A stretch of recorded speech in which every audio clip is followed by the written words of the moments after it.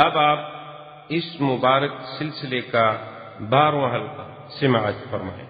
تو یہ بھی طعن ہے میرے آقا سیدنا ابو بکر رضی اللہ تعالی عنہ کے خلاف کہ بھی آپ کو حضور پاک نے اپنی زندگی میں کہیں امیر بنا کے نہیں بھیجا، کہیں آپ کی ولایت نہیں بنائی، کہیں آپ کو کسی سریے کا سردار نہیں بنایا، کوئی امور جو ہیں دین کے آپ کو تفویض نہیں فرمائے، تو وہ یکدم وفات رسول کے بعد اتنا بڑا مقام کہ حضور کے خلیفہ بن جائے۔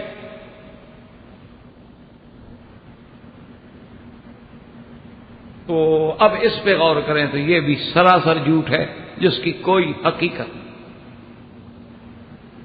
سب سے بڑی بات تو یہ ہے کہ حضور صلی اللہ علیہ وسلم نے جس کو دین میں امیر بنا دیا ہو پھر دنیا کی کیا حیثیت ہے؟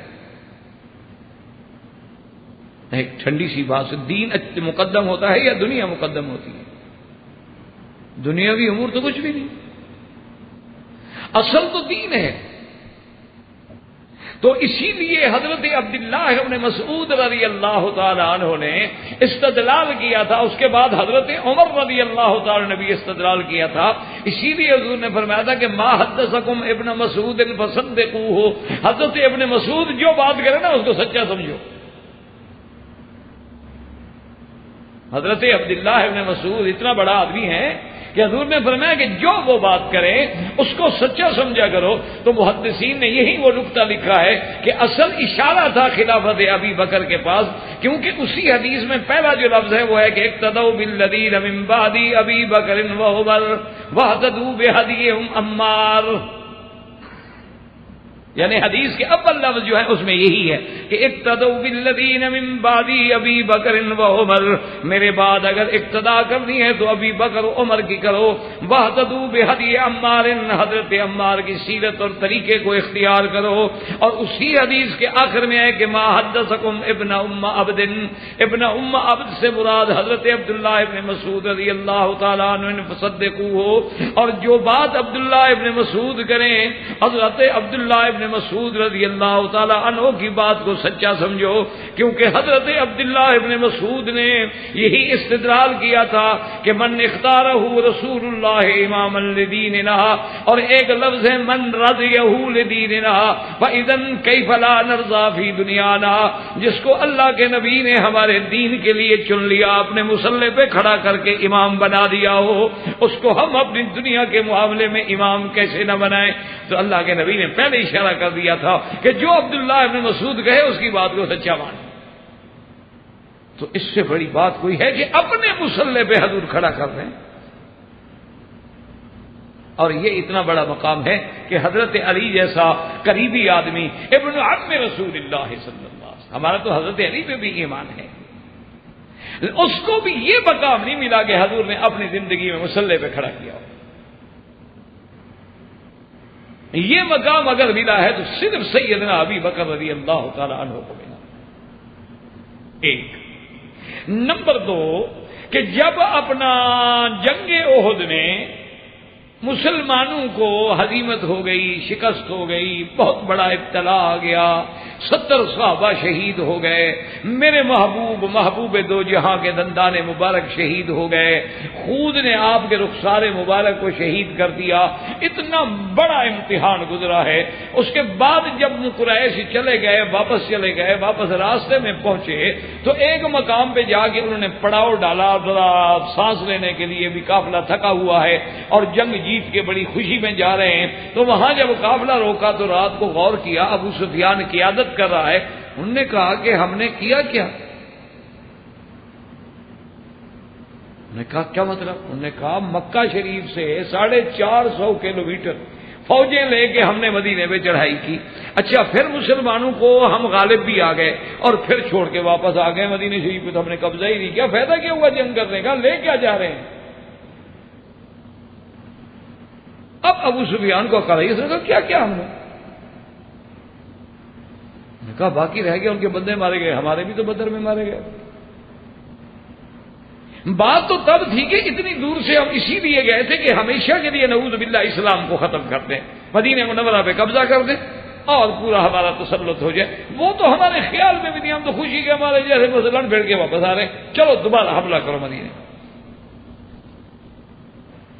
حضور صلی اللہ علیہ وسلم کو خبر ملی کہ ابو سفیان جو ہے فلاں مقام پہ پڑاؤ ڈالے ہوئے ہے اور دوبارہ مدینے پہ حملہ کرنا چاہتا ہے، یعنی اس نازک مقام پر کہ مسلمانوں کو شکست ہو چکی ہے، سیدنا حمزہ جیسے بدل جلیل شہید ہو چکے ہیں، اس وقت جو دستہ بھیجا ہے حضور نے اس کا امیر حضرت ابو بکر کو بنایا۔ آپ نے فرمایا ابو بکر فوراً دستہ لے کے ابو سفیان کے مقابلے پہ نکلو، اور میں کبک لے کے آ رہا ہوں۔ تو اس وقت امیر اس مشکل مقام، بات دیکھیں کہ کتنا مقام ہے کہ فوجی شکست کھا،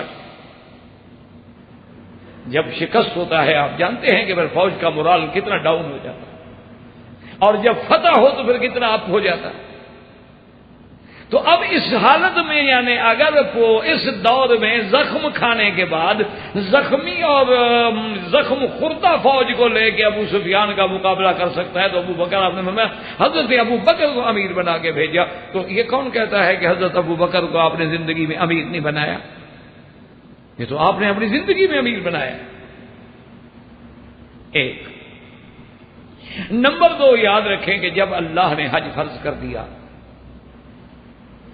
جب اللہ تبارک و تعالیٰ کے قرآن پاک میں فرضیت حج کے بارے میں احکام نازل ہو گئے، اور یہ سنہ 9 ہجری 9 ہجری میں، تو سب سے پہلے حضور صلی اللہ علیہ وسلم نے اپنی زندگی میں حج کا اگر امیر بنایا تو سیدنا ابو بکر کو بنایا۔ آپ نے فرمایا کہ ابو بکر تم امیر الحج ہو، تم صحابہ کا قافلہ لے کے حج پہ جاؤ اور حج کرو، اور اس کے بعد جو ہے سارے انتظامات مکمل کر لیں تاکہ اس کے بعد آنے والا سال جو ہے اس میں اللہ کے نبی حج کریں۔ اب رہی یہ بات کہ وہ یہاں سے استدلال پکڑتے ہیں کہ دیکھو جی چلو، وہ کہتے ہیں ہم مان لیں کہ حضرت علی حضرت ابو بکر بھی گئے تھے، لیکن اعلان برات تو علی نے کیا ہے، وہ تو ابو بکر نے نہیں کیا۔ اعلان برات عن المشرکین یعنی شرک سے مشرکین سے برات کا جو اعلان ہے تو وہ تو حضرت علی نے کیا ہے۔ تو بات سمجھیے، ہمارا تو ایمان ہے جیسے سیدنا صدیق کے ہم غلام، اسی طرح حضرت حیدر کرار کے ہم غلام، حضرت علی المرتضیٰ کے ہم غلام۔ اصل بات یہ ہے کہ جب ابو بکر روانہ ہو گئے تو بعض علماء فرماتے ہیں کہ یہ آیات برات اتری بعد میں ہیں۔ تو اب جب آیات ہی بعد میں اتری ہیں، وہ تو حکم ہی بعد میں آیا ہے۔ ایک دوسری بات یہ ہے کہ اس دور میں زمانہ جاہلیت میں یہ قاعدہ تھا کہ جب کوئی معاہدہ کرنا ہو بڑا تو بادشاہ خود کرے، اگر معاہدے کے توڑنے کا اعلان کرنا ہے تو بادشاہ خود کرے، یا پھر نائب وہ ہو جو اس کا رشتہ دار بھی ہو۔ اگر رشتہ دار نہ ہو تو اس کی نیابت نہیں مانتے تھے زمانہ جاہلیت میں لوگ۔ حضور صلی اللہ علیہ وسلم نے بعد میں یہ تأمل فرمایا، حضرت علی کو بلایا کہ تم چلے جاؤ، امیر حج تو ابو بکر ہی رہیں گے، لیکن اعلان برات تم کر دو مل کے ابو بکر کے ساتھ، تاکہ کل کو مشرکین مکہ یہ نہ کہہ سکیں کہ جی اتنا بڑا حکم تھا کہ مشرک پلید ہیں، مکے سے نکال دو، بلد الامین سے نکال دو، حرم سے نکال دو۔ یا تو حضور خود اعلان فرماتے یا حضور کا کوئی قریبی اعلان فرماتا۔ ابو بکر رضی اللہ تعالیٰ عنہ کا رشتہ تو یوں ہے کہ آپ نے بیٹی دی، ورنہ خاندانی نسب میں جو قرابت حضرت علی کو ہے وہ تو کسی کو حاصل نہیں۔ تو اب جناب وہ آیات برات کا حکم لے کر حضرت علی رضی اللہ تعالی عنہ روانہ ہوئے۔ ابھی راستے میں ہیں حضرت ابو بکر رضی اللہ تعالی عنہ کہ آپ کو اطلاع دی گئی کہ حضرت علی آ گئے۔ آپ نے فرمایا میرے خیمے میں لے آؤ۔ حضرت علی تشریف لے آئے تو سب سے پہلی بات ہی حضرت صدیق نے یہ پوچھی، کیونکہ حضرت صدیق حیران ہو گئے نا کہ 2 ذمہ دار آدمیوں کو بوقت حضور کیوں بھیجیں، پہلے مجھے بھیج دیا، اب حضرت علی کو بھی بھیج دیا۔ تو فوراً پہلا سوال یہی کیا کہ امیر اما امور، کہ حضرت علی کیا آپ کو اللہ کے نبی نے امیر بنا کے بھیجا ہے یا مامور بنا میرے تابع بنا کے بھیجا ہے، تاکہ اگر آپ امیر ہیں تو اہلاً و سہلاً میں آپ کے تابع رہوں؟ کوئی بات نہیں، جس کو اللہ کا نبی امیر بنا دے اہلاً و سہلاً۔ حضرت علی رضی اللہ تعالیٰ نے عرض کیا کہ مامور یا خلیفۃ رسول اللہ یا ابی بکر صدیق. انہوں نے کہا کہ نہیں، میں مامور ہوں، میں آپ کے تابع بن کے آیا ہوں، میں امیر بن کے نہیں آیا. اللہ کے نبی نے مجھے بھیجا ہے کہ میں اعلان کر دوں کہ اللہ یحج بعد العام مشرک و اللہ یطوف بالبیت عریان، کہ اس سال کے بعد خبردار کوئی مشرک حج نہیں کرے گا اور نہ کوئی کافر، کوئی بندہ اللہ کے گھر کا عریاں بغیر کپڑوں کے طواف کرے گا. یہ اعلان براز کرنا ہے، اور اس میں سارے اللہ نے احکام دیے ہیں کہ مطلقاً تو مشرکین کو 4 مہینے کی مہلت دے دو، لیکن وہ لوگ جن کے ساتھ تمہارا کوئی عہد ہے، معاہدہ ہے، تو جب تک معاہدے کی مدت ہے اس وقت تک وہ حرم میں رہ سکتے ہیں، اور اس کے بعد پھر ان کو بھی حرم سے نکال دیا جائے گا. اور جن کو 4 مہینے کی مہلت دی ہے فیضن سلخ الاشہر الحرم فاقتلوا المشرکین حیث وجدتموہم، اگر 4 مہینے کے بعد بھی وہ مشرک نہ نکلے تو پھر ان کے ساتھ قتال کرو. اور اس کے بعد فرمایا انما المشرکون نجس فلا یقربوا المسجد الحرام بعد عامہم ھذا، کہ صدیق میں تو یہ اعلان کرنے کے لیے آیا ہوں. حضرت ابو بکر نے فرمایا اہلا وسہلا، تو تمام کتابوں میں موجود ہے حضرت ابو بکر امیر رہے، حضرت علی مامور رہے، اور حضرت علی نے باقاعدہ مینا میں، عرفات میں، مزدلفہ میں، ہر جگہ سوق میں، مکے میں، حرم میں، ہر جگہ جا کے اعلان کیا اور برات کا اعلان کیا کہ مشرکین سے ہماری کلی برات ہے. اور یہ بھی اعلان کر دیا کہ اللہ یحج بعد العام مشرک، خبردار اب اس سال کے بعد کوئی مشرک حج نہیں کرے. وَأَلَّا يَطُوفَ بِالْبَيْتِ عُرْيَانٌ، اور خبردار ہو اب اللہ کے گھر کا کوئی عریاں طواف نہیں کرے. اچھا، اب یہ دیکھیں کہ باقاعدہ حدیث میں موجود ہے کہ جب اعلان کرنے کے لیے نکلتے تو حضرت ابو بکر، حضرت علی اور حضرت ابی ہریرہ بھی ساتھ ہوتے تھے. اور کتابوں میں باقاعدہ روایات میں لکھا ہوا وضاحت کے ساتھ موجود ہے کہ جب حضرت علی رضی اللہ تعالی عنہ اعلان کرتے کرتے تھک جاتے تو اس کے بعد اعلان حضرت ابو بکر کرتے، اور اگر حضرت ابو بکر بھی تھک جاتے تو پھر حضرت ابو ہریرہ رضی اللہ تعالی عنہ اعلان کرتے. اس میں کیا جھگڑا ہے؟ تو حضور نے اپنی زندگی میں انہیں امیر بنایا. یہ کون کہتا ہے کہ آپ کو امیر نہیں بنایا؟ یعنی اپنے مسلح پہ بھی کھڑا کیا، اور حج میں بھی آپ کو امیر بنایا، اور ابو سفیان کے مقابلے پر جب آپ نے سریہ بھیجا اس میں بھی امیر بنایا، اور بنی عوف پہ جب حملے کے لیے بھیجا تو وہاں بھی حضرت ابو بکر رضی اللہ تعالیٰ عنہ کو امیر بنا کے بھیجا گیا. تو یہ اعتراض کرنا کہ حضور نے ان کو اپنی زندگی میں امیر نہیں بنایا، یہ تو بالکل ایک ایسا اعتراض ہے کہ جس کی کوئی حقیقت نہیں ہے، بلکہ یہ تو دنیا کی کسی انصاف پسند کتابوں میں دیکھ لے، یعنی سیرت صدیق میں تو ہر جگہ ہے کہ حضور صلی اللہ علیہ وسلم نے ایک مقام پہ نہیں بلکہ کئی مقام پہ امیر بنایا. یہ نہیں کہ آپ نے امیر نہیں بنایا، آپ تو بالکل کئی مقام پہ امیر بنا. اب اسی طرح ایک اور تان کرتے ہیں سیدنا ابو بکر پہ رضی اللہ تعالیٰ عنہ پہ. وہ تان یہ ہے کہ وہ یہ کہتے ہیں جی کہ حضور پاک نے تو اپنے بعد خلیفہ نہیں بنایا، یعنی حضور پاک نے اپنے خلیفے کے بارے میں حکم نہیں دیا، لیکن حضرت ابو بکر نے حضرت عمر کا نام لے کے خلیفہ بنا دیا تو حضور کی مخالفت کی. تو حضور صلی اللہ علیہ وسلم کے حکم کو توڑ دیا کہ رسول اللہ صلی اللہ علیہ وسلم، حضور پاک نے تو اپنا خلیفہ معین نہیں فرمایا کہ میرے بعد ابو بکر خلیفہ ہوں گے، لیکن حضرت ابو بکر نے حضرت عمر کو کیسے خلیفہ بنا دیا؟ اس کا معنی یہ ہے کہ حضور پاک صلی اللہ علیہ وسلم کے حکم کی مخالفت کی. ایک دوسری بات وہ یہ کہتے ہیں کہ حضرت عمر رضی اللہ تعالیٰ عنہ کو ایک دفعہ حضور صلی اللہ علیہ وسلم نے صدقات پہ بنا کے امیر بنا کے بھیجا تھا، اس کے بعد آپ کو معزول کر دیا. تو جس کو اللہ کے نبی نے ایک چھوٹے عہدے سے معزول کر دیا ہو اس کو ابو بکر نے پوری امت کے لیے خلیفہ بنا کے بٹھا دیا. تو یہ بھی ان پہ اعتراض ہے جو سیدنا ابو بکر رضی اللہ تعالی عنہ کی شان میں کیا جاتا ہے. اچھا، اب پہلی بات تو یہ سمجھو، ان سے پوچھو بھی نہ تم حضرت عمر کو مانتے ہو نہ حضرت ابو بکر کو، تمہارا کیا جھگڑا؟ تمہارا کیا جھگڑا ہے؟ تم تو دونوں کو نہیں مانتے ہو، تمہارے لیے تو بات ختم ہو گئی. تم کیوں اعتراض کر رہے ہو کہ آپ نے حضرت عمر کو خلیفہ بنایا، کیوں بنایا؟ بھائی تم تو دونوں کو نہیں مانتے. اور دوسری بات یہ ہے کہ کیا حضور صلی اللہ علیہ وسلم نے اگر حضرت ابو بکر کو یہ خلیفہ نہیں بنایا تو کیا یہ بھی حکم دیا کہ میرے بعد کوئی کسی کو خلیفہ نہ بنائے؟ پھر حضرت ابو بکر نے مخالفت کی.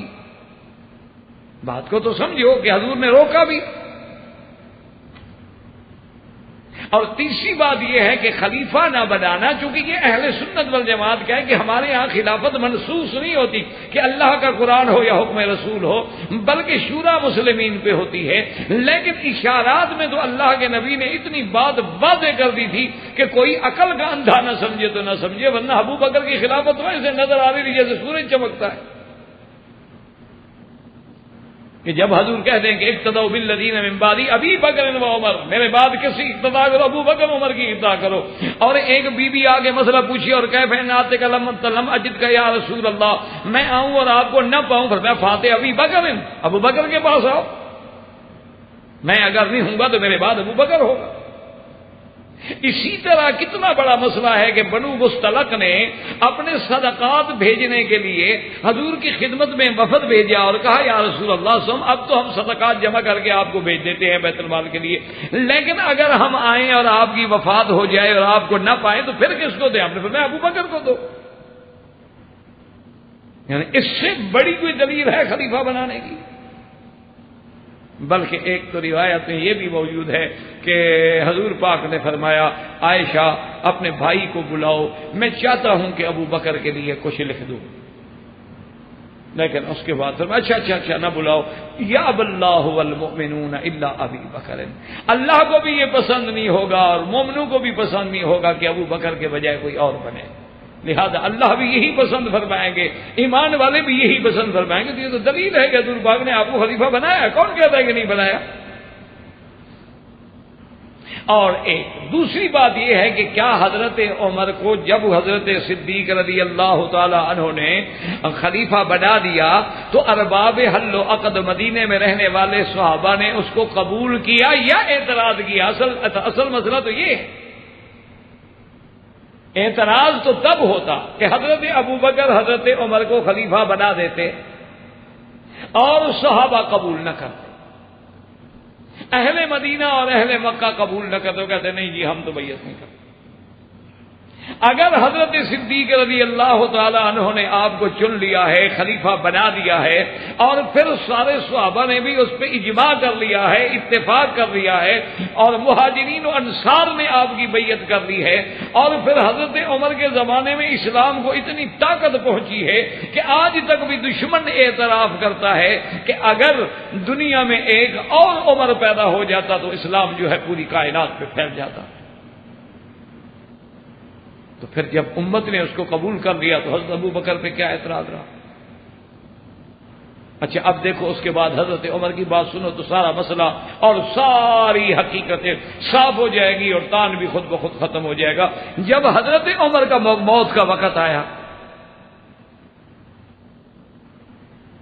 حضرت عمر رضی اللہ تعالی عنہ کی جب وفات کا وقت قریب آیا اور آپ کو شہید کیا گیا اور آپ بالکل اس مقام پہ آ گئے کہ ابھی بچنے کی کوئی امید نہ رہی، اس دور میں جو جراح تھے ان کو بلایا گیا تو انہوں نے کچھ پینے کے لیے حضرت ابو بکر رضی اللہ تعالی کو دودھ یا کوئی چیز دی تو وہ فوراً باہر آ گیا. تو ان جراحوں نے جواب دے دیا کہ اب بچنے کی کوئی امید نہیں ہے اور ہمارے پاس اتنے بڑے وسائل نہیں ہیں کہ ہم اتنا بڑا آپریشن کر کے ابھی سلائی کر دیں گے. حضرت عمر کو بھی یقین ہو گیا. تو اب دیکھیں گے حضرت عمر نے کیا فرمایا. آپ نے سارے صحابہ جو بڑے بڑے اجلا صحابہ ان کو بلایا، کہا کہ بات سنو، اگر میں کسی کو خلیفہ نامزد نہ کروں، معین نہ کروں، تب بھی میں حق پہ ہوں کہ اللہ کے نبی نے بھی نام لے کے کسی کو حکم نہیں دیا. یعنی میں اگر کسی کو خلیفہ نامزد نہ کروں، صرف اشارے کر دوں جیسے حضور پاک نے اشارات فرمائے ہیں، تو پھر بھی میری اتباع ہوگی حضور کی کہ حضور نے بھی نامزد نہیں کیا. اور اگر میں کسی کو خلیفہ نامزد کر دوں پھر بھی میں حق پہ ہوں کہ حضرت صدیق نے مجھے نامزد کیا تھا. تو حضرت صدیق کی سنت بھی تو حضور کی سنت ہے. یعنی حضرت عمر کہہ رہے ہیں کہ اگر میں کہہ دوں کہ جی فلاں کو خلیفہ بناؤ تب بھی سنت ہوگی، اس لیے کہ حضرت ابو بکر نے بھی تو مجھے نامزد کر دیا تھا، اور اگر میں چھوڑ دوں تو تب بھی میں سنت پہ ہوں۔ کیوں؟ اسلام ہمیں پابند نہیں کرتا ہے کہ لازماً ہم حکم دے کہ نص کے ساتھ کسی کو خلیفہ بنائیں، تو دونوں حالتیں جو ہے وہ سنت کے مطابق ہیں، تو جب دونوں حالتیں سنت کے مطابق ہیں تو حضرت ابو بکر پہ کیا اعتراض ہے؟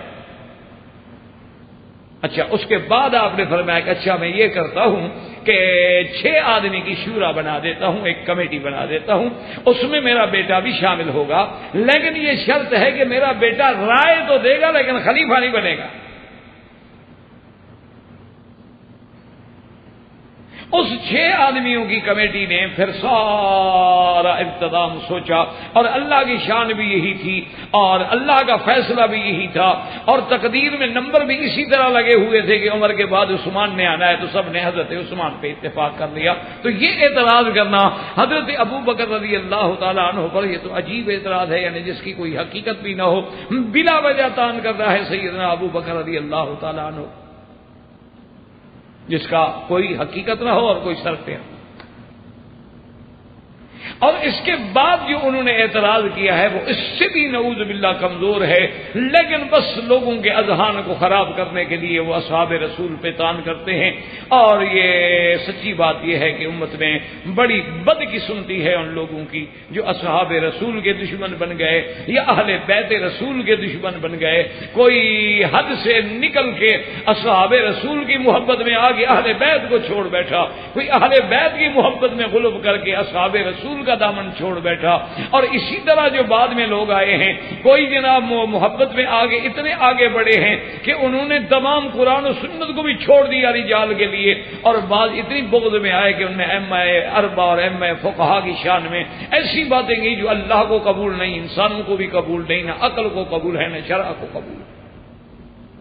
یہ ہماری بدقسمتی ہے۔ اللہ اس امت کو پھر اتفاق، اتحاد اور پیار و محبت میں اور حق کے راستے پہ چلنے کی توفیق عطا فرمائے۔ تو یہ اعتراض تو کوئی حقیقت ہی نہیں رکھتے۔ اچھا، کیا اعتراض ہے؟ تان کیا ہے؟ وہ کہتے ہیں جی بات یہ ہے کہ تان ان کا یہ ہے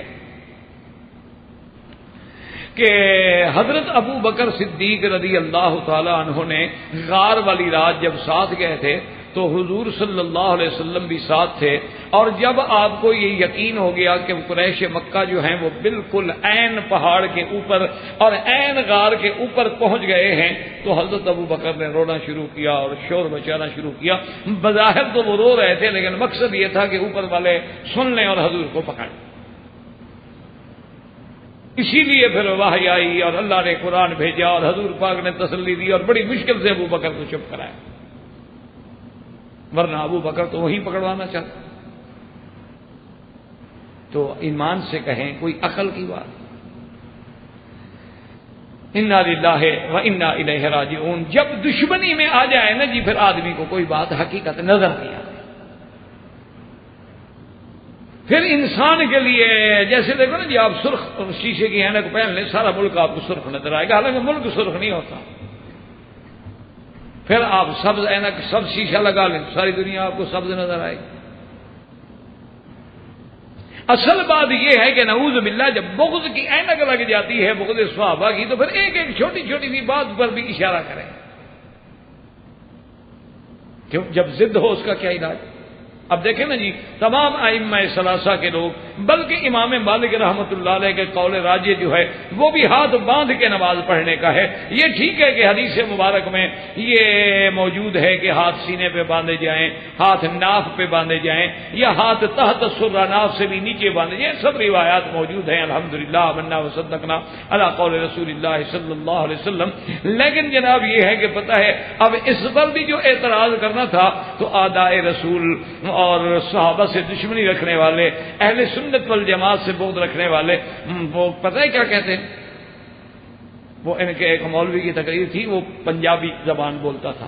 پنجابی آپ کے انڈیا میں پنجاب ہے، ہمارے یہاں بھی پنجاب ہے، پنجابی بولتا تھا۔ تو وہ لوگوں کو تقریر میں کہتا تھا کہ دیکھو یہ پتہ ہے اہل سنت ہاتھ کیوں باندھتے ہیں؟ وہ کہتا ہے یہ کہتے ہیں کہ سب کو جی چھڈنا پر پیٹ نہیں چھڈنا۔ یہ بھی اعتراض ہو گیا۔ بھائی اعتراض جو کرنا ہے انہوں نے کہا یہ تو یہ کہہ رہے ہیں کہ یہ ہاتھ اس لیے نہیں چھوڑتے نا، وہ اب پیٹ کیسے چھوڑیں، بیچارے پیٹ نہیں چھوڑ سکتے، یہ پیٹ کو پکڑے ہوئے۔ جب اعتراض میرے بھائی کرنا ہو تو ایک ہی بات کو اعتراض بنایا جا سکتا ہے، اسی بات میں حسن ہو سکتا ہے، اسی بات میں نعوذ باللہ ذم ہو سکتا ہے۔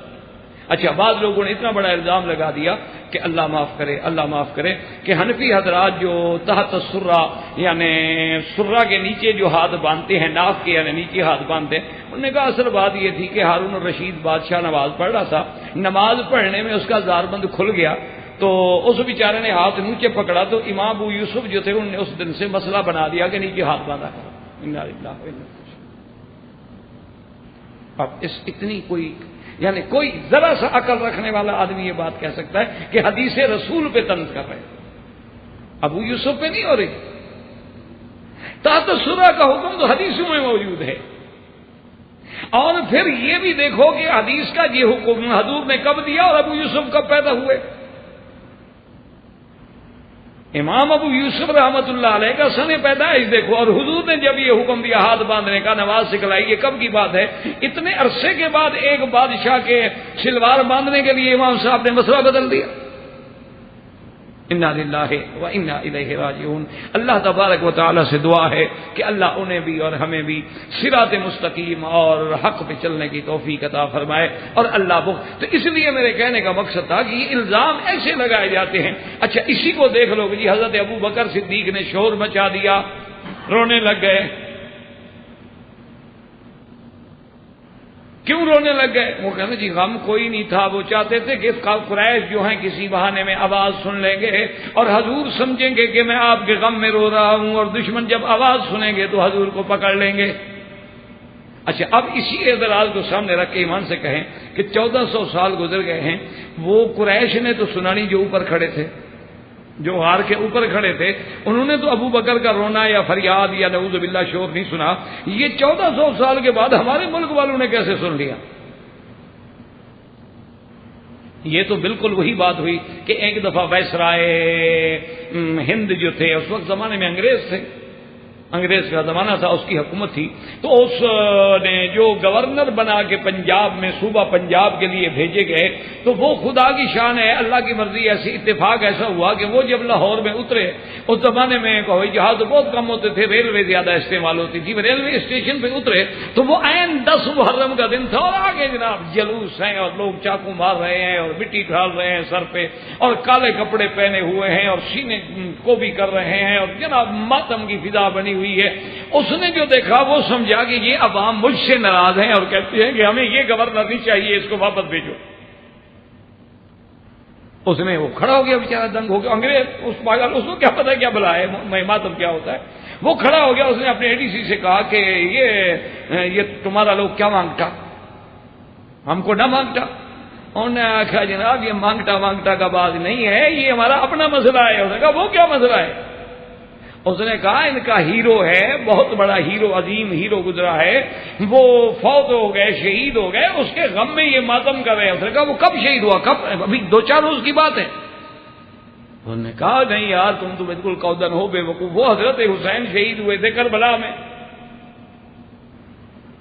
اور اس کے بعد جو ہے وہ عظیم ہیرو تھے، نواسہ رسول تھے، ان کی اتنی بڑی شان تھی، اور ان کے غم میں یہ ماتم کرتے ہیں اور اس کا ڈے مناتے ہیں۔ اس نے کہا اچھا، جتنے 1200 سال پہلے جو آدمی شہید ہو گیا، یہ قوم آج ان کو آج اطلاع ملی ہے، اتنا بہت ڈیلے ہو گئی بھائی۔ اس نے کہا بے وقوف، آج اطلاع نہیں ملی ہے، ان کو اطلاع بہت پہلے سے ہے، یہ ہر سال ایسا کرتے ہیں۔ تو اس نے کہا جو قوم اس قسم کی ہو نا وہ پھر کبھی ترقی نہیں کر سکتی، جو اتنے عرصے کے بعد اپنے ہیرو کو رو رہے ہیں، یہ کیا مطلب ہے؟ انہوں نے کہا یہ کیسی قوم ہے کہ ان کو اطلاع بھی مل گئی اور ہر سال یہ روتے رہتے ہیں؟ بھائی تمہارے رونے کا جو ہمیں پتہ لگ گیا ہے تو آخر حضرت ابو بکر صدیق کے رونے کا لوگ کیسے پتہ نہیں لگا قریش کو؟ اور دوسری بات یہ ہے کہ میں قربان جاؤں اپنے رب کریم پر، رب علیم و حکیم پر، کہ کتنا میرے اللہ کا علم محیط ہے، کہ اللہ نے قرآن میں پہلے ہی فرما دیا تھا اذ یقول لصاحبہ لا تحزن ان اللہ معنا۔ اللہ نے فرما دیا میرا مدنی اپنے ساتھی سے کہہ دو کہ غم نہ کرے، لا تحزن، لا تحزن کا معنی ہی یہ ہے کہ انہیں حضور کا غم تھا، اپنا کوئی خوف نہیں تھا، اپنا ڈر ہی نہیں تھا، ورنہ اللہ کہتے ہیں ان کو کہو لا تخف، مت ڈرو۔ اللہ نے فرمایا لا تحزن، غم نہ کرو، اور پھر حضور کہتے ہیں اللہ ہم دونوں کے ساتھ ہے، یعنی وہ نبی کو پکڑوا رہا ہے، اللہ کہتے ہیں حضور کہتے ہیں کہ اللہ ہم دونوں کے ساتھ ہے، نعوذ باللہ، اللہ کو بھی پتہ نہیں، چلو حضور کو تو علم غیب نہیں تھا، لیکن اللہ تو علام الغیوب ہے، وہ تو جانتے ہیں نا کہ ابو بکر صدیق دل سے رو رہے ہیں یا دکھانے کے لیے رو رہے ہیں، اور حضور پھر اللہ کی جو معیت نصرت ہے وہ دونوں کے ساتھ، اس لیے یہ اعتراض اور تان جو ہے اس کی بھی کوئی حقیقت نہیں ہے۔ تو اللہ تبارک و تعالی ہمیں صراط مستقیم پہ چلنے کی توفیق دے، اور انشاءاللہ زندگی باقی تو بات باقی، وما علینا الا البلاغ، وآخر دعوانا ان الحمد للہ رب العالمین۔ برادران اسلام، واجب الاحترام بزرگوں، دوستوں، بھائیوں، اللہ تبارک و تعالیٰ کے فضل و کرم سے خلفاء راشدین کی منقبت و عظمت، اصحاب رسول کی صداقت و حقانیت، مسئلہ خلافت، اور اسی ضمن میں سب سے پہلا مقام جو اللہ نے یار غار سیدنا ابی بکر صدیق کو عطا فرمایا، اس میں مناقب سیدنا ابی بکر صدیق رضی اللہ تعالیٰ عنہ، اور اس کے بعد آخر باب میں متاعن کا ذکر کہ جو لوگ سیدنا ابی بکر رضی اللہ تعالیٰ عنہ پہ طعن کرتے ہیں یا اعتراض کرتے ہیں، تاکہ اہل سنت والجماعت کے لوگوں کے ذہن میں شکوک و شبہات پیدا کیے جائے، اور یہ ہر باطل فرقے کا کام ہی یہی ہوتا ہے دراصل۔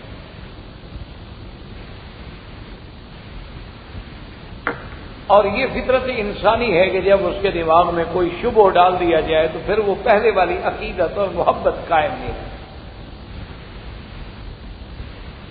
تو اسی لیے الحمدللہ اہل سنت والجماعت نے ان متاعن کا بھی جواب دیا ہے، تو انشاءاللہ ہم بھی اسی ضمن میں کوشش کر رہے ہیں تاکہ جب مناقب اور خلفاء راشدین کی سیرت عامت الناس کے دماغ میں کانوں تک پہنچے تو ان پر جو اصحاب رسول اور خصوصاً خلفاء راشدین پر اعتراضات ہیں وہ بھی اور ان کے جوابات بھی، تاکہ شاید اللہ تبارک و تعالیٰ کسی کی ہدایت کا ذریعہ بنا دے۔ جہاں متاعن ابی بکر رضی اللہ تعالی عنہ میں سب سے پہلے میں نے عرض کیا تھا سابقہ درس میں کہ مالک ابن نویرہ کے بارے میں، اور اسی ضمن میں ایک طعن سیدنا ابو بکر صدیق پہ یہ کیا جاتا ہے کہ انہوں نے اپنے بعد سیدنا عمر رضی اللہ تعالی عنہ کو خلیفہ نامزد کر دیا، اور باقاعدہ تحریر لکھ کے حکم دے دیا کہ میرے بعد جو خلیفہ ہے وہ حضرت عمر۔ تو اب اس کو بھی لوگوں نے سیدنا ابو بکر رضی اللہ تعالی عنہ پر طعن میں شمار کیا ہے، چونکہ خدا کی قدرت ہے کہ جب دلوں میں عداوت ہونے دی تو پھر ہر چیز اسی رنگ میں دیکھی جاتی ہے۔ تو اب اعتراض یہ ہے کہ سیدنا ابو بکر رضی اللہ تعالی عنہ نے حضرت عمر رضی اللہ تعالی عنہ کو خلیفہ نامزد کر دیا، حالانکہ حضور صلی اللہ علیہ وسلم نے کسی کو خلیفہ نامزد نہیں کیا تھا، تو حضرت ابو بکر کا یہ عمل جو ہے خلاف رسول ہے کہ جب حضور صلی اللہ علیہ وسلم نے خلافت کی تعیین میں نام نہیں دیا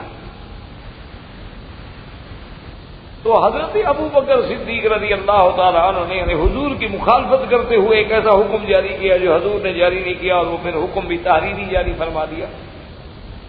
تو معنی یہ ہے کہ یہ مخالفت رسول ہے، اور جو خلیفہ مخالفت رسول کا مرتکب ہو جائے وہ خلافت کے مقام کا حقدار کیسے ہو؟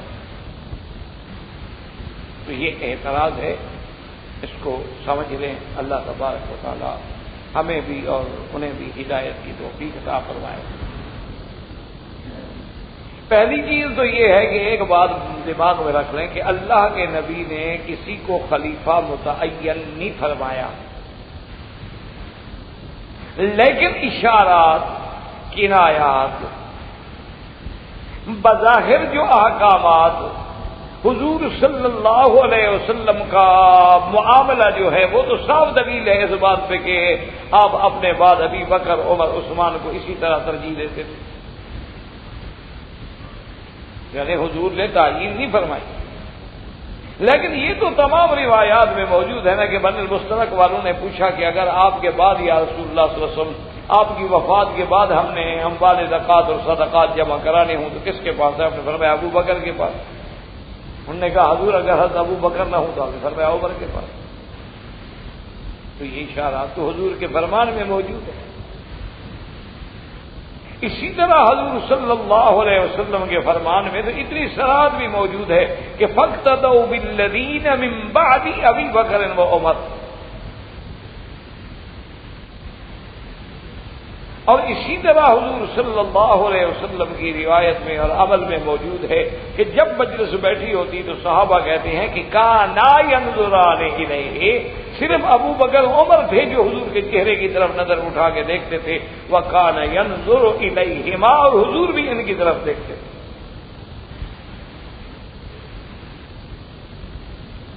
تو ہر معاملے میں حضور صلی اللہ علیہ وسلم نے اپنے بعد ابو بکر عمر کا ذکر کیا ہے، تو حضرت ابو بکر کا فیصلہ تو اسی روشنی میں ہے، انہی اشارات میں ہے، انہی کنایات میں ہے جو حضور صلی اللہ علیہ وسلم نے فرمائے ہیں۔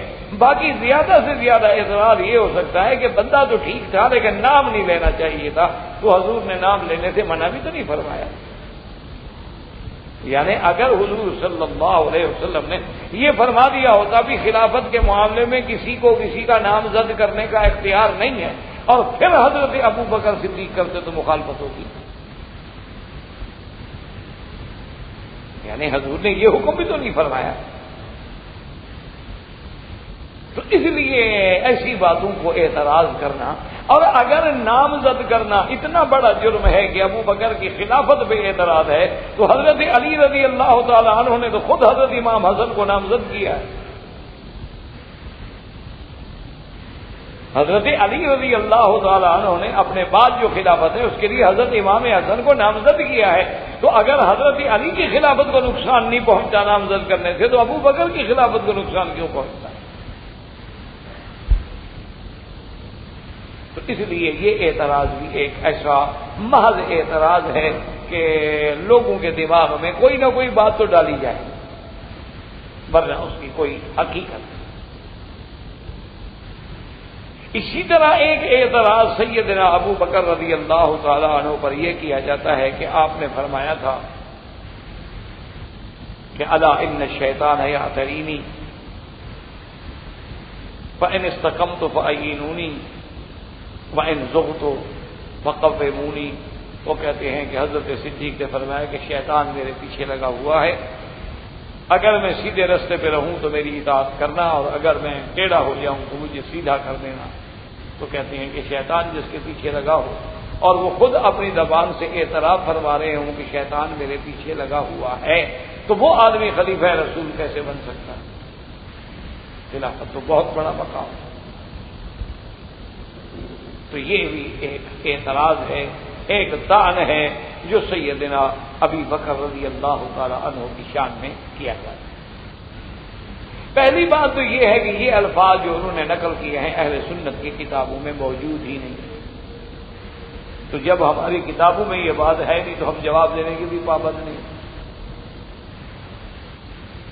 اور اگر بفرض محال ہم یہ بات تسلیم بھی کر لیں تو وہاں دوسری بات بھی تو تسلیم کریں جو حضرت ابو بکر صدیق نے جب حضرت عمر کو خلیفہ بنایا تو فرمایا کہ واللہ ما نمت فحلمت وما شبہت فتوہمت وانی علی السبیل واوصیک بتقوی اللہ۔ حضرت صدیق نے فرمایا کہ عمر اللہ کی قسم ہے مجھے کبھی ایسا نہیں ہوا کہ میں سو جاؤں اور کوئی غلط خواب یا پریشان قسم کے خواب دیکھوں یا کسی شبوں میں پڑ جاؤں اور پھر وہم کا شکار ہو جاؤں، نہیں، بلکہ میں سیدھے راستے پہ ہوں، انی علی السبیل، میں تو بالکل صراط مستقیم۔ اور تمہیں بھی یہی نصیحت کرتا ہوں کہ اللہ کا ڈر اختیار کرنا، مقام تقوی اختیار کرنا۔ تو اگر ایک بات کو لے رہے ہو تو پھر اس بات کو بھی لے لو۔ یہ تو نہ ہونا جی کہ جو بات مطلب کی ہو، کہ جیسے عیسائی کہہ دیتے ہیں کہ قرآن پاک میں آیا انا نحن نزلنا الذکر وانا لہ لحافظون، انا اعطیناک الکوثر انا فتحنا لک فتحا مبینا۔ وہ کہتے ہیں جہاں جہاں قرآن میں اللہ نے اپنی ذات کے لیے جمع کا صیغہ استعمال کیا ہے، اور جمع کا قاعدہ یہ ہوتا ہے کہ اس میں کم از کم 3 افراد ہونے چاہیے، اس سے عقل جمع نہیں ہوتی، تو کہتے ہیں کہ ہمارا عقیدہ یہی تو ہے تثلیث کا۔ ہم بھی تو کہتے ہیں نا کہ 3 میں ایک خدا ہے، تو قرآن بھی تو صیغہ جمع کا استعمال کر رہا ہے، اور جمع کے لیے 3 افراد کا ہونا ضروری ہے۔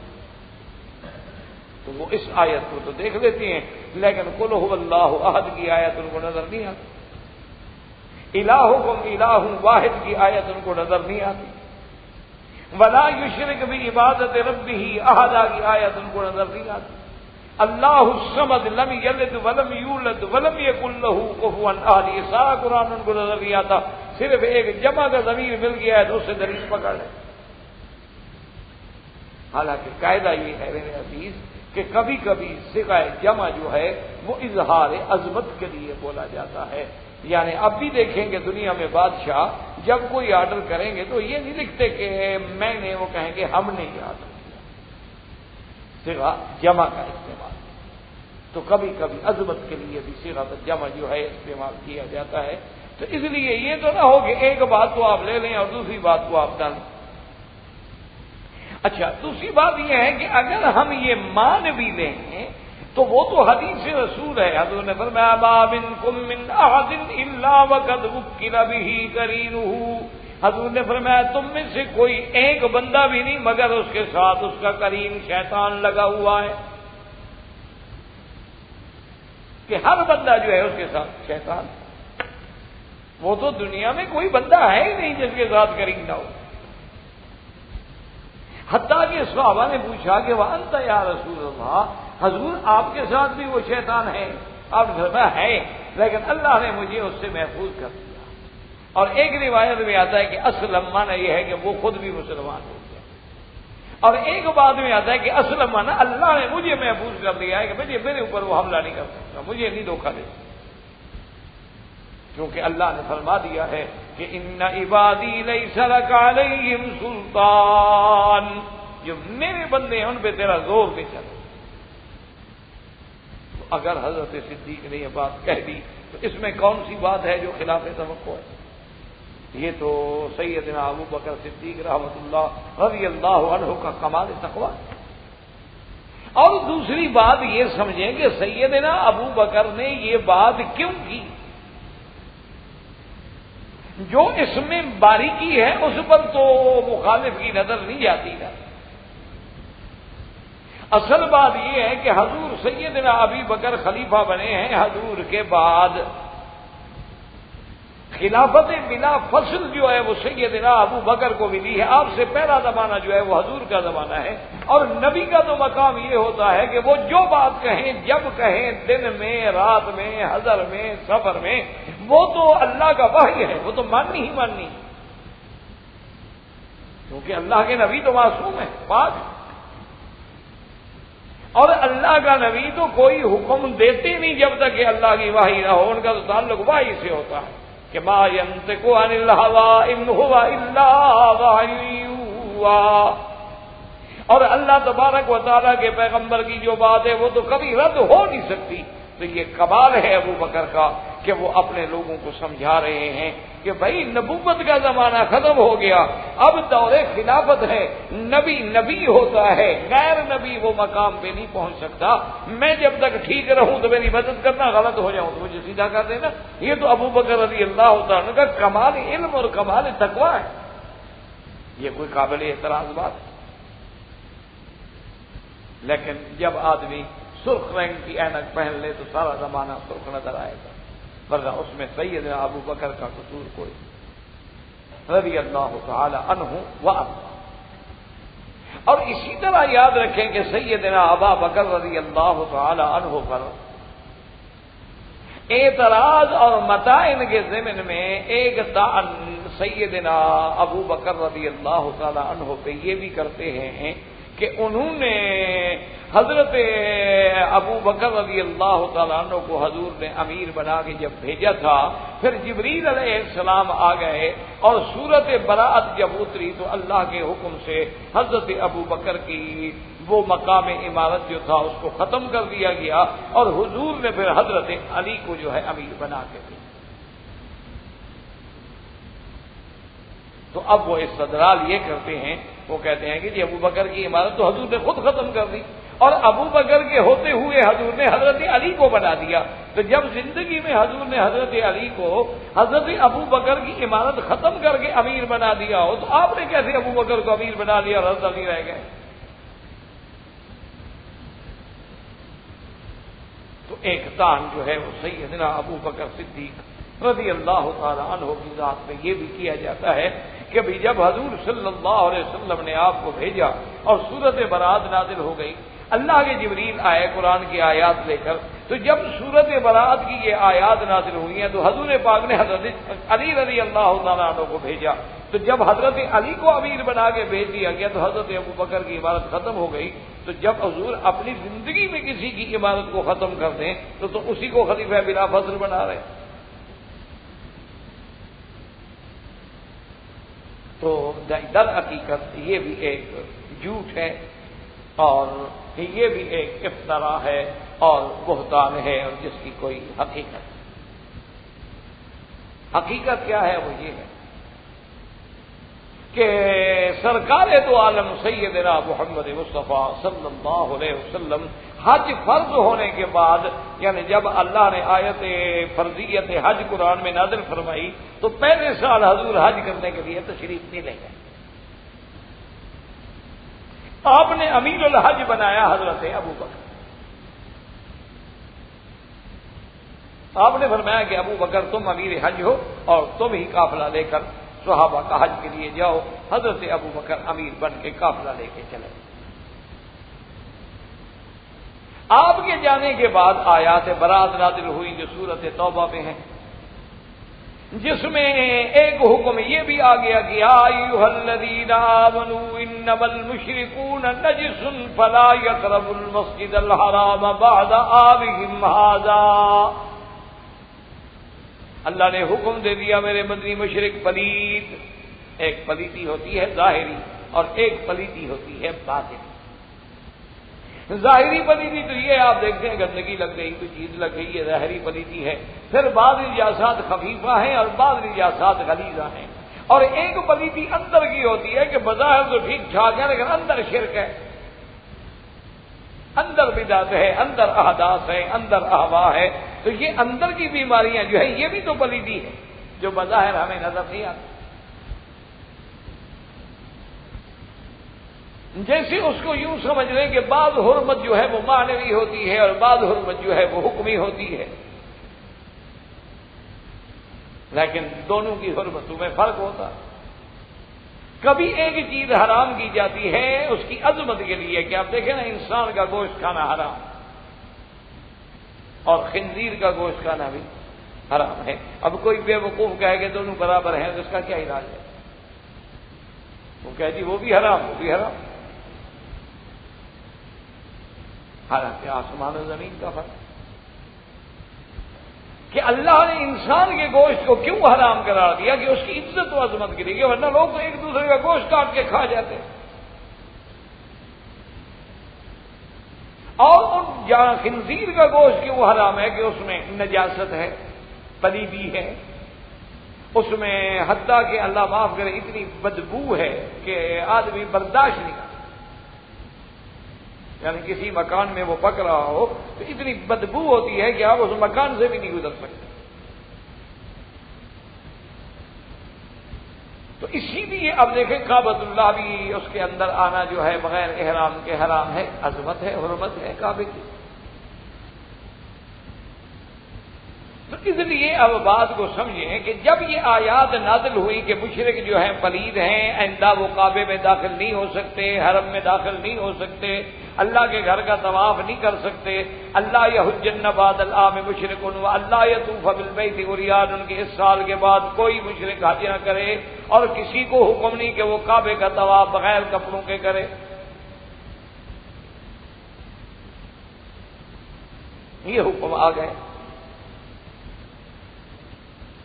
اس دور میں قاعدہ یہ تھا کہ جب کوئی معاہدہ کرنا ہو یا کسی معاہدے کو توڑنا ہو، یعنی فسخ کرنا ہو، اعلان کرنا ہو کہ بھی آپ کا ہمارا معاہدہ ختم ہے، تو قاعدہ یہ تھا اس دور میں کہ یا تو بادشاہ خود کرے یا اس کا کوئی قریبی رشتہ دار کرے، ورنہ وہ نہیں مانتے.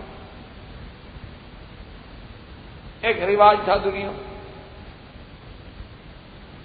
تو اللہ تبارک و تعالیٰ کے نبی نے جب یہ آیات اتری تو حضرت علی رضی اللہ تعالیٰ عنہ کو فرمایا کہ یہ آیات لے کر جاؤ اور تم حضرت ابو بکر صدیق کے ساتھ رہو اور مکے میں، مینا میں، عرفات میں، مزدلفہ میں، اسواق میں، بازاروں میں، ہر جگہ یہ اعلان کرنا ہے کہ اللہ یطوفا بادل اللہ یحج بعد العام مشرک و اللہ یطوف بالبیت عریان، کہ مشرکین کا داخلہ اب حرم سے ہمیشہ کے لیے ختم. اب حضرت علی رضی اللہ تعالیٰ عنہ یہ حکم لے کے آئے تو حضرت ابو بکر راستے میں ہیں، اور جب آ کے خیمے میں ملاقات ہوئی تو حضرت صدیق نے پہلی بات یہی پوچھی، کیونکہ حضرت علی بھی تو ایک عظیم شخصیت ہے نا، ان کا پیچھے آنا کوئی معمولی سی بات تو نہیں تھی نا. پوچھا کہ امیر ام معمور، ان کے حضرت علی آپ امیر بنا کے بھیجے گئے ہیں یا معمور بنا کے بھیجے گئے ہیں؟ اگر آپ امیر ہیں تو اہلا و سہلا.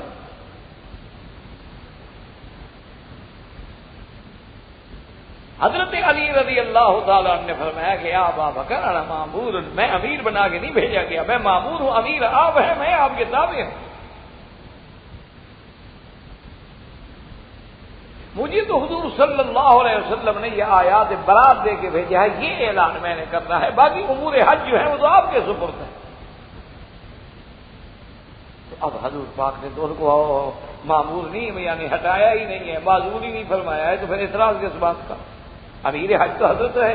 اور جب حضرت علی خود کہہ رہے ہیں کہ میں مامور ہوں، میں آپ کے تابع ہوں، میں امیر نہیں ہوں، حضرت علی کہتے ہیں میں امیر نہیں ہوں، اور آپ 1400 سال کے بعد کہیں گے نہیں حضرت علی امیر تھے، تو اس کا کوئی علاج ہے کسی کے پاس؟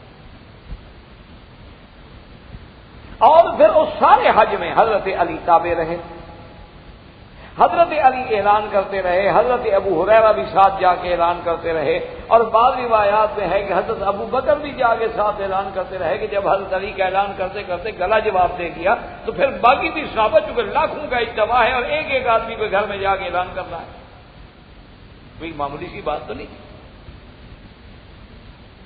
اور بعض علماء نے ایک عجیب نکتہ بھی لکھا ہے، انہوں نے کہا کہ اللہ کو بھی یہی منظور تھا کہ ابو بکر جو ہے نا ان میں جمال ہی جمال، سیدنا ابو بکر جو ہے ان میں تو بالکل جمال ہی جمال، رحمت ہی رحمت، محبت ہی محبت، شفقت ہی شفقت. اسی لیے تو حضور نے ان کو حضرت عیسیٰ ابن مریم سے مثال دی. اور یہ بھی الفاظ ہے روایت میں کہ ارحم بی امتی، ارحم امتی بی امتی ابی بکر، وہ تو سب سے رحم دل، رقیق القلب. اور سیدنا علی مظہر جلال، شیر خدا، حیدر کرار.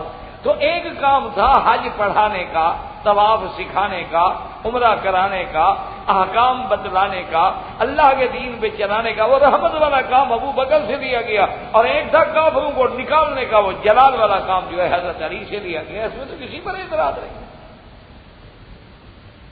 جو اعلان برات کا کام تھا وہ اللہ نے حضرت علی کے ذمہ لگا دیا، اور جو رحمت والے امور تھے وہ حضرت ابو بکر کے ذمہ لگا دیے گئے. اس میں کسی کے معذور ہو جانے کا یا کسی کو ہٹا دینے کا تو کوئی مسئلہ ہے ہی نہیں. بلکہ یہ روایت جو ہے یہ تو اہل سنت والجماعت کی تائید کرتی ہے کہ جیسے امیر حضرت ابو بکر تھے اور حضرت علی تابع تھے، اسی طرح اہل سنت والجماعت کہتے ہیں کہ حضرت ابو بکر خلیفہ تھے اور علی تابع تھے اور آپ کے وزیر تھے. تو یہ تو الٹا آیات مبارک اور روایات مبارک، احادیث مبارک، اور پھر یہ کوئی چھپی ہوئی بات نہیں. تقریباً 6 لاکھ آدمی ہے اس مسئلے میں، تو اس 6 لاکھ آدمی کو پتہ نہیں لگا کہ حضرت ابو بکر کو ہٹا دیا گیا. اس لیے یہ تعین کرنا حضرت ابو بکر رضی اللہ تعالی عنہ پہ یہ تان بھی بالکل ایک ایسا تان ہے کہ جس کی حقیقت محض الزام ہے، اور آدمی اگر عصبیت کا اور تعصب کا شکار ہو جائے تو اس کے لیے پھر ہر بات میں نعوذ باللہ کوئی نہ کوئی کجی نظر آ جاتی ہے۔ اور اللہ تبارک و تعالیٰ اگر ہدایت کے فیصلے فرما دے، جیسے ایک آدمی کہتے ہیں نا کہ جب تک میں اسلام نہیں لایا سب سے زیادہ بغض مجھے مدینے سے تھا، اور سب سے زیادہ بغض مجھے حضور کی ذات سے تھا، اور جب میں اسلام لے آیا اور میں نے کلمہ پڑھا تو سب سے محبوب مجھے محمد مدنی کی ذات نظر آتی تھی، اور ساری دنیا کے شہروں میں پیارا مجھے مدینہ نظر آتا کہ بس ایمان آیا اور انقلاب آ گیا۔ تو اصل بات تو یہ ہے کہ اللہ تبارک و تعالی ہدایت عطا فرمائے اور ہدایت نصیب۔ اور اسی طرح ایک تان جو سب سے بڑا تان ہے سیدنا ابو بکر رضی اللہ تعالی عنہ پہ، وہ یہ ہے کہ حضور صلی اللہ علیہ وسلم کی وراثت کا انکار۔ یہ بہت بڑا تان ہے، اللہ معاف کرے۔ وہ کہتے ہیں جی کہ حضور کی وراثت، وہ کہتے ہیں عجیب بات ہے کہ ابو بکر کی وراثت ہو، عمر کی ہو، عثمان کی ہو، لیکن نبی کی وراثت کا انکار کرتے۔ اور پھر وراثت کے انکار پہ کہتے ہیں حضرت ابو بکر نے جو حدیث سنائی ہے اور جس حدیث سے دلیل پکڑی ہے اس کے راوی بھی خود ہیں کہ میں نے سنا ہے حضور سے۔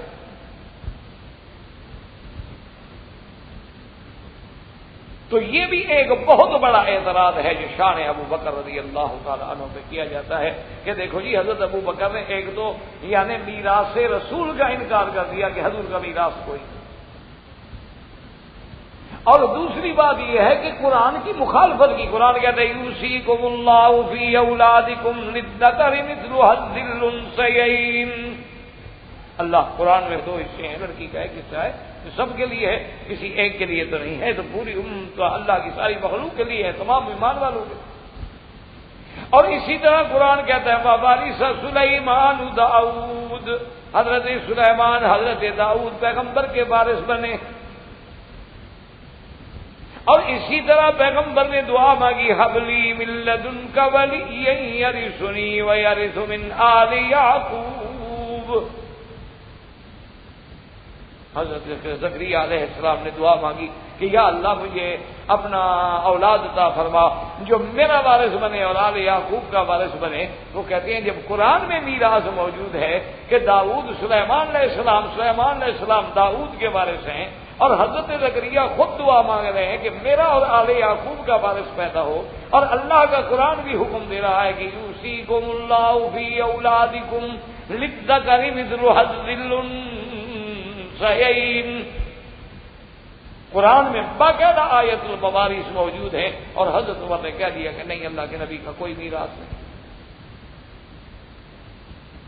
اور میراث نہ ہونے پر جو حدیث پیش کی کہ حضور صلی اللہ علیہ وسلم نے فرمایا کہ نحن معاشر الانبیاء، ہم جتنے نبی ہیں، لا نورث دینارا ولا درہما، ہم کوئی دینار درہم کے وارث نہیں ہوتے، میراث نہیں چھوڑتے۔ انما ترکناہ فہو صدقۃ، جو ہم نے چھوڑا ہے وہ اللہ کے راستے میں صدقہ ہے، خیرات ہے۔ وہ کہتے ہیں کہ حضرت صدیق فرماتے ہیں یہ حدیث میں نے خود سنی ہے، تو بس آپ نے سنی ہے اور کسی صحابی نے تو سنی نہیں، تو اپنی اس روایت پر عمل کرتے ہوئے اس کو دلیل بنا لیا اور قرآن کی بھی مخالفت کر دی اور حضور کے میراث کو بھی ختم کر دیا، اور بی بی فاطمہ الزہرا پکڑ تم اپنے باپ کے وارث بنو، لیکن افسوس ہے کہ میں نبی محمد مصطفیٰ کی وارث نہ بنوں۔ تو یہ بھی ایک بہت بڑا تان ہے جو سیدنا ابی بکر رضی اللہ تعالی عنہ کی شان پہ کیا جاتا ہے۔ سب سے پہلی بات تو یہ سمجھے میرے عزیز کہ یہ کہنا کہ یہ روایت صرف سیدنا ابو بکر نے سنی ہے اور کسی صحابی نے نہیں سنی، اور اپنی سنی ہوئی بات پہ انہوں نے عمل کر لیا ہے، یہ بالکل غلط ہے۔ بلکہ اس حدیث کے راوی صرف حضرت ابو بکر نہیں، حذیفہ بن الیمان ہیں، حضرت ابو الدرداء ہیں، حضرت ابی ہریرہ ہیں، اور خود حضرت علی ہیں، حضرت عباس ہیں، حضرت عثمان ہیں، عبد الرحمن ابن عوف ہیں، اور سعد ابن وقاص، یہ تمام صحابی اس حدیث کے راوی۔ تو پھر اکیلے ابو بکر کیسے راوی رہے؟ یعنی آپ اندازہ کریں جس حدیث کا راوی خود حضرت علی ہو، تو اس کے بعد اعتراض کرنا جو ہے اس سے بڑی کوئی جہالت ہے۔ اچھا پھر چلو ہماری بات بھی اگر آپ نہ مانیں تو شیعہ حضرات کی ایک بہت بڑی معتبر کتاب ہے جس کا نام ہے کافی، اور اس پہ ایک ان کے امام کی طرف سے یعنی گویا کہ مہر لگ گئی ہے کہ ہادہ کافر لشیعتنا، کہ ہمارے جو جماعت ہے ان کے لیے ہماری یہ کتاب کافی ہے، کافی ہے۔ اور اسی طرح کلینی ہے، یہ بڑی کتابیں ہیں، جیسے ہمارے یہاں سیاست ہے ان کی یہ بڑی کتابیں ہیں، یہ کوئی عام رسائل نہیں۔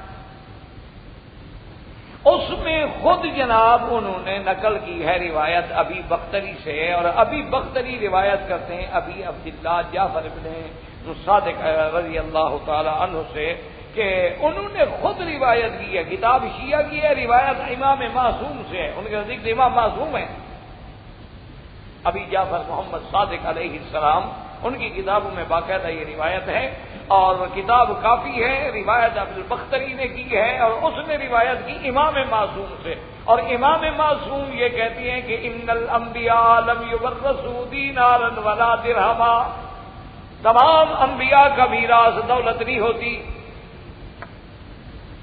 نہ دینار ولا درہم، انہم یرثون الاحادیث من احادیثہم، بلکہ وہ لوگ انبیاء کے علم میں سے وراثت حاصل کرتے ہیں۔ تو اب یہ روایت تو خود یعنی امام معصوم کی روایت ہے، اور کتاب بھی ان حضرات کی ہے، ہماری کتاب بھی نہیں ہے، ہماری کتاب ہو تو چلو الگ بات ہے، لیکن یہ تو ان کی اپنی کتاب میں روایت موجود ہے کہ انبیاء کا میراث دولت دنیا نہیں ہوتی، دولت اور دنیا نہیں ہوتی، بلکہ انبیاء کا میراث کیا ہوتا ہے؟ احادیث من احادیثہم، یعنی ان کے علم سے میراث حاصل کرتے ہیں۔ یہ حضرت ابی جعفر ابی عبداللہ محمد بن جعفر صادق علیہ السلام کی اپنی روایت موجود ہے امام معصوم۔ اور اسی طرح یاد رکھیں کہ امام بخاری رحمۃ اللہ علیہ نے مالک بن اوس بن حدثان النصری، ان سے انہوں نے روایت نقل کی ہے کہ ان عمر رضی اللہ تعالی عنہ بمحضر من الصحابہ، حضرت عمر رضی اللہ تعالی عنہ اپنے دور میں جماعت صحابہ کے اندر بیٹھے تھے، اور اس جماعت صحابہ میں حضرت علی بھی تھے، حضرت عباس بھی تھے، حضرت عثمان بھی تھے، حذیفہ بن الیمان بھی تھے، سعد بن وقاص بھی تھے، یہ بڑے بڑے صحابہ موجود ہیں۔ تو حضرت عمر نے کہا، اور کہا بھی قسم دے کر کے، انشدکم باللہ، میں تم سب کو اللہ کی قسم دے کے پوچھتا ہوں، کیا حضور کا یہ فرمان کہ انا معشر الانبیاء لا نرث دینارا ولا درہما انما ترکناہ فہو صدقۃ، کہ ہم انبیاء کا کوئی میراث نہیں ہوتا دولت دنیا درہم دینار، بلکہ انبیاء کا میراث علم ہوتا ہے۔ کیا یہ حدیث ہے؟ حضرت عمر قسم دے کے تمام صحابہ کو پوچھ رہے ہیں، اور ان میں حضرت علی بیٹھے ہوئے ہیں، حضرت عباس بھی بیٹھے ہوئے، تو تمام صحابہ نے کہا اللہم نعم، انہوں نے کہا حضرت عمر بالکل حدیث ہے۔ جب ان سے پوچھ لیا حضرت اپنا علی رضی اللہ حضرت عمر نے، تو اس کے بعد اب مخاطب ہوئے حضرت علی عباس کو، اور فرمایا انشدکما باللہ، کہ علی عباس میں تم دونوں کو اللہ کی قسم دیتا ہوں، کیا تم یہ دونوں مانتے ہو کہ یہ حدیث ہے حضور کی؟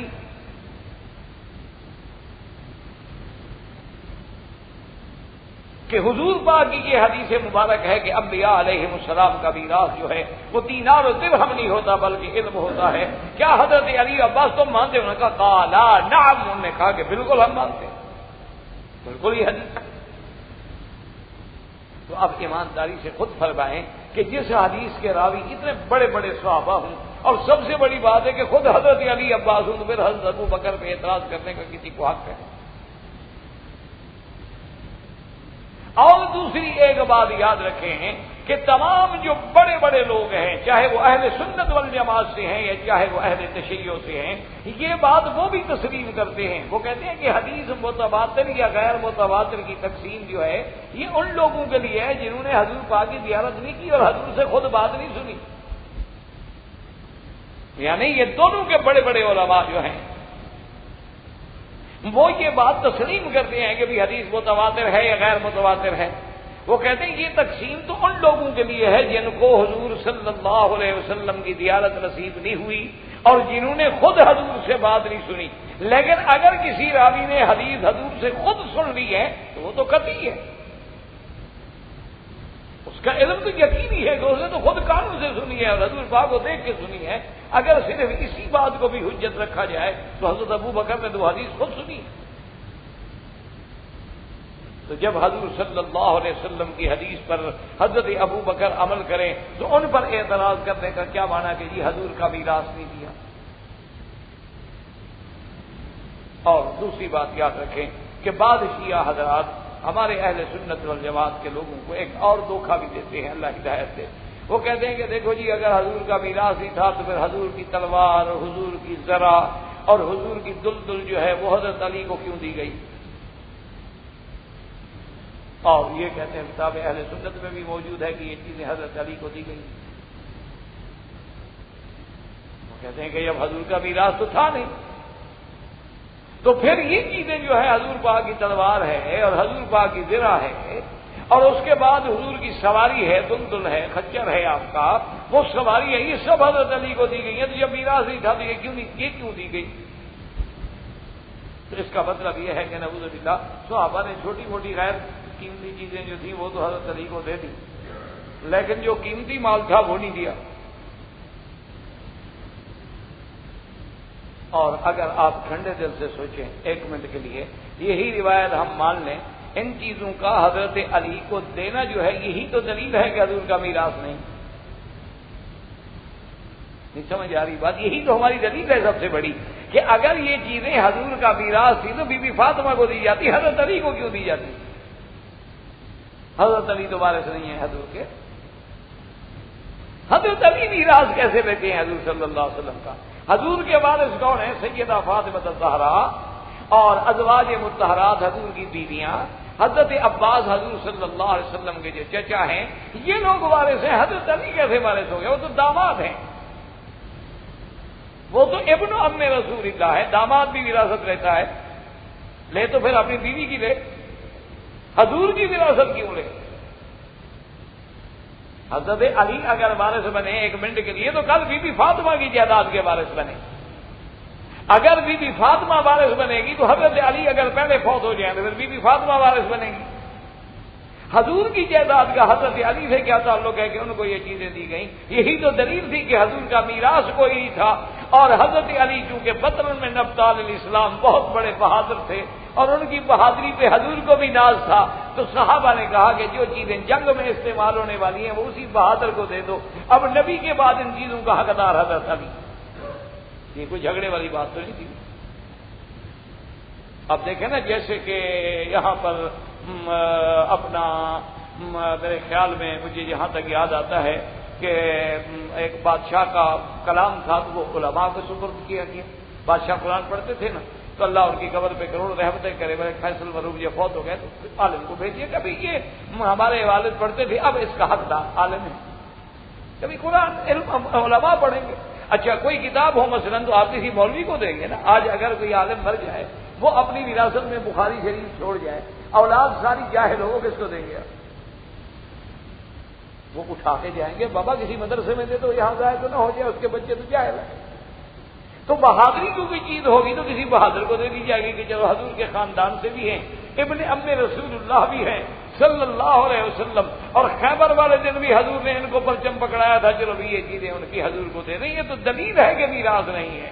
اگر یہ میراث ہوتی تو ازواج مطہرات کو حصہ دیا جائے. میراث ہو تو حضور کی بیویاں حقدار بیٹھی ہیں، حضور کی بیٹی حقدار بیٹھی ہے، حضرت عباس حقدار بیٹھے، ان کو میراث کیوں نہیں دیا گیا؟ تو یہ بھی محض ایک اعتراض ہے جو لوگوں کے دماغ میں شبہات ڈالنے کے لیے کیا جاتا ہے، ورنہ حقیقت کوئی. دوسری بات یہ ہے، کہتے ہیں کہ جی قرآن کی مخالفت ہے. قرآن کہتے ہیں یوصیکم اللہ فی اولادکم للذکر مثل حظ الانثیین. تو یاد رکھیں کہ تمام مفسرین حضور کے زمانے سے لے کر اس وقت تک سب کا یہ متفقہ فیصلہ ہے کہ یوصیکم خطاب امت کو ہے جس میں نبی خود شامل نہیں.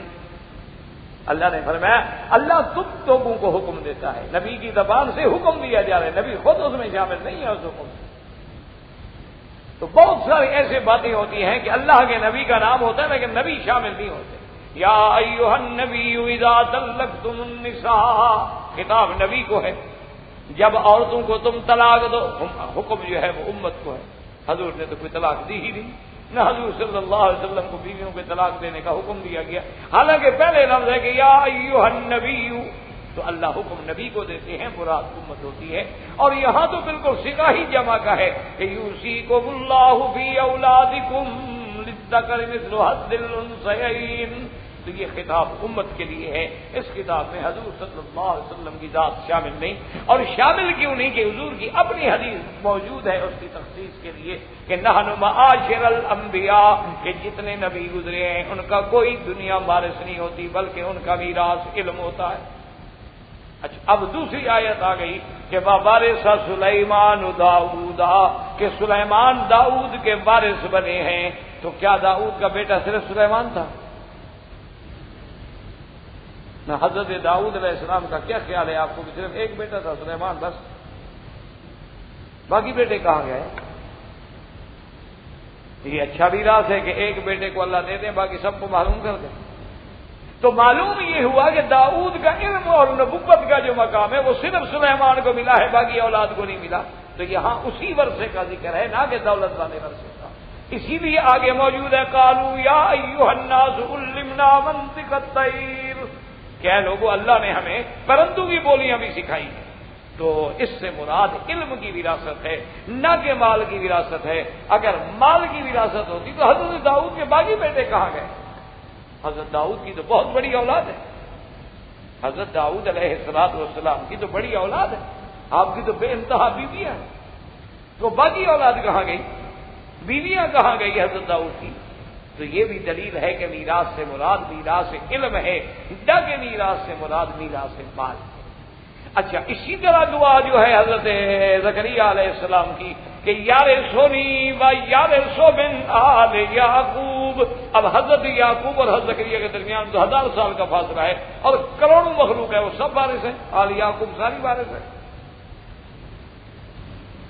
صاف ظاہر ہے کہ مراد اللہ سے دعا مانگ رہے ہیں کہ میرا مولا مجھے اولاد عطا فرما جو کل میرے علم کی وارث بنے، تاکہ اس علم کو باقی رکھ سکے اور دنیا کی ہدایت کا کام کر سکے. یہ معنی نہیں کہ میری جائیداد کی وارث بنے اور پھر حضرت کی جائیداد پورے آل یعقوب یعنی بنی اسرائیل پہ آپ تقسیم کریں گے لاکھوں میں.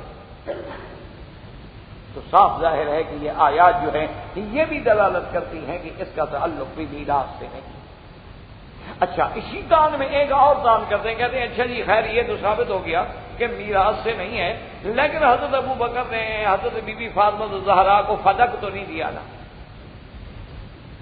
اور فدق جو تھا وہ تو حضور صلی اللہ علیہ وسلم نے بی بی فاطمہ کو دیا تھا اور حضرت پاک نے نہیں دیا. حضور صلی اللہ علیہ وسلم کی وصیت بھی تھی. اور پھر بی بی صاحبہ نے فدق مانگا بھی تو ابو بکر رضی اللہ تعالیٰ نے نہیں دیا، جس کا نتیجہ یہ نکلا کہ بی بی ناراض ہو گئی. اور وہ کہتے ہیں حضور کی حدیث ہے، آپ نے فرمایا کہ من اغضبها فقد اغضبنی ومن آذاها فقد آذانی. جس نے بی بی فاطمہ کو رنج پہنچایا اس نے محمد مصطفیٰ کو رنج پہنچایا، اور جس نے بی بی کو ناراض کیا اس نے اللہ کے نبی محمد مصطفیٰ کو ناراض کیا. تو کہتے ہیں جب بی بی ناراض ہو گئی، اور صحیح کہتے ہیں آپ کی کتابوں میں سیاق کی کتابوں میں بھی موجود ہے کہ فغضبت فلم تتکلم، بی بی اتنی ناراض ہو گئی کہ پھر اس نے حضرت ابو بکر سے بات بھی نہیں کی. اور بلکہ کہتے ہیں اہل سنت کی ایک روایت میں یہ بھی موجود ہے فغضبت فلم تتکلم حتی ماتت، کہ بی بی صاحبہ ناراض ہو گئیں، حضرت ابو بکر سے کلام نہ کیا حتیٰ کہ فوت ہو گئیں. تو کہتے ہیں جس پہ بی بی ناراض ہو گئی نبی ناراض ہو گیا، اور جس پہ نبی ناراض ہو گیا خدا ناراض ہو گیا. تو ایسا بندہ خلیفہ کیسے بن گیا؟ تو انہوں نے ایک اعتراض سیدنا ابو بکر صدیق رضی اللہ تعالیٰ عنہ پہ یہ بھی کیا. اچھا، اب اس کی حقیقت جان لیں کہ جہاں تک فدق کا معاملہ ہے، حضور صلی اللہ علیہ وسلم فدق سے بی بی فاطمہ کو بھی خرچ دیتے تھے، اپنی بیویوں کو بھی خرچ دیتے تھے، لیکن بیویوں کو یا اپنی بیٹی کسی کو قبضہ نہیں دیا تھا. اور یہ شریعت کا قاعدہ ہے کہ جو چیز ہیبہ کی جائے جب تک کسی کے قبض میں نہ جائے وہ ملک کبھی تصور نہیں ہوتی. قبضہ تو حضور کا رہا، آپ نے کسی کو قبضہ تو دیا نہیں.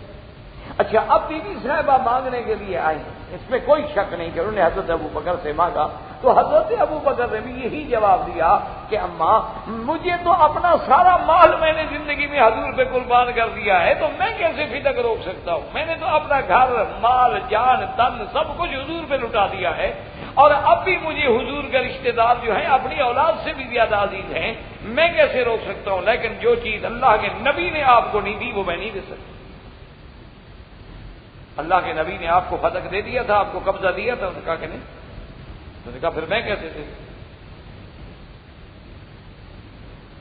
جو نبی پاک تصرف فرماتے تھے میں وہی کروں۔ بیوی صاحبہ ناراض۔ اچھا، اب حدیث یہ ہے کہ من اغضبہا، جو بیوی کو ناراض کرے، یہ تو نہیں کہ جس پہ بیوی ناراض ہو جائے، بات کو سمجھیں، ایک ہے جو بیوی کو ناراض کرے، ایک ہے کہ جس پہ بیوی ناراض ہو جائے نبی بھی ناراض ہو جائے گا۔ بات تو یہ ہے نا کہ بیوی ناراض ہوگی، ابو بکر نے تو ناراض نہیں کیا، انہوں نے تو حضور کی حدیث بیان کی۔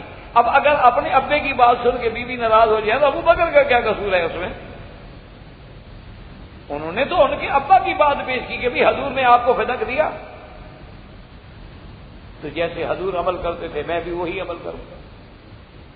تو اس میں اعتراض کی کون سی بات باقی رہ گئی؟ ایک دوسری بات یہ ہے کہ یہی جو جائیداد ہے، حضرت ابو بکر خلیفہ رہے، حضرت عمر رہے، حضرت عثمان رہے، اس کے بعد حضرت علی بھی آئے کہ نہیں آئے، پھر حضرت حسن آئے کہ نہیں آئے؟ اچھا، ان کے بعد بھی یہ سارا معاملہ جو ہے یہ سارا ان کے تصرف میں رہا، لیکن انہوں نے بھی تو نہیں دیا۔ تو اگر حضرت علی نے نہیں دیا اور ان کی خلافت کو کوئی نقصان نہیں پہنچتا، تو حضرت ابو بکر صدیق کی خلافت کو کیوں نقصان پہنچ گیا؟ اگر حضور کا میراث ابو بکر نے تقسیم نہیں کیا تو حضرت علی نے کہاں تقسیم کیا؟ اگر حضرت ابو بکر نعوذ باللہ بی بی فاطمہ کا حصہ کھا گئے تو حضرت علی حضور کی بیویوں کا حصہ کھا گئے، تو سیدھی بات کیوں نہیں کرتے ہو کہ نبی کا میراث ہوتا ہی نہیں؟ اور جہاں تک فتح کا معاملہ ہے وہ اسی طرح تھا کہ حضور جو آمدنی آتی تھی اب بنی ہاشم کے خاندان پہ خرچ کرتے تھے، اور اسی پر صحابہ نے عمل کیا، اسی پہ ابو بکر نے عمل کیا، اسی پہ عمر نے عمل کیا، اسی پہ عثمان نے عمل کیا، اسی پہ علی نے عمل کیا رضوان اللہ علیہ اجمعین۔ پھر بعد میں کچھ خلفاء ایسے آئے، بعد یہ آنے بنو عباس میں اور بنو امیہ میں، لیکن پھر جب حضرت عمر بن عبدالعزیز کا دور آیا تو حضرت عمر بن عبدالعزیز نے کہا کہ میں بھی اس میں وہی کروں گا جو محمد رسول اللہ صلی اللہ علیہ وسلم، یہ کسی کا مال نہیں، کسی کا ملک نہیں۔ اب اسی میں ایک اعتراض اور بھی کرتے ہیں، وہ کہتے ہیں جی کہ اگر حضور کا میراث نہیں تھا تو ازواج مطہرات کو حجرے کیسے مل گئے؟ ایک اعتراض اور بھی ہے سیدنا ابو بکر کے ذمہ کہ جی اگر حضور صلی اللہ علیہ وسلم کا مال میراث نہیں ہے تو جو حضور پاک کی بیویاں ہیں اور وہ بیویاں جن حجروں میں تھیں، جو گھر تھے بیویوں کے، تو وہ حضور کے بیویاں وہ کیسے وارث بن گئے؟ کیونکہ جہاں حضور پاک کی مزار مبارک ہے یہ بی عائشہ کا حجرہ ہے، ساتھ بی فاطمہ الزہرا کا گھر ہے۔ اچھا، اسی طرح اب آپ اس طرف آ جائیں کعبے کی طرف، یعنی جس طرف صف اول اب ہوتی ہے، جہاں کھڑے ہو کے آپ صلاۃ والسلام پڑھتے ہیں، یہاں سب بیویوں کے کمرے تھے، جہاں اب جا کے امام کھڑے ہوتے ہیں محراب تک، یہ سب بیویوں کے کمرے ہیں، حضور کی 9 بیویاں ہیں، تو سب کے گھر ایسے تھے۔ بعد میں پھر حضرت عثمان نے ان سے لے کر مسجد کو بڑھایا، ورنہ یہ سارے حجرے جو ہیں تو بیویوں۔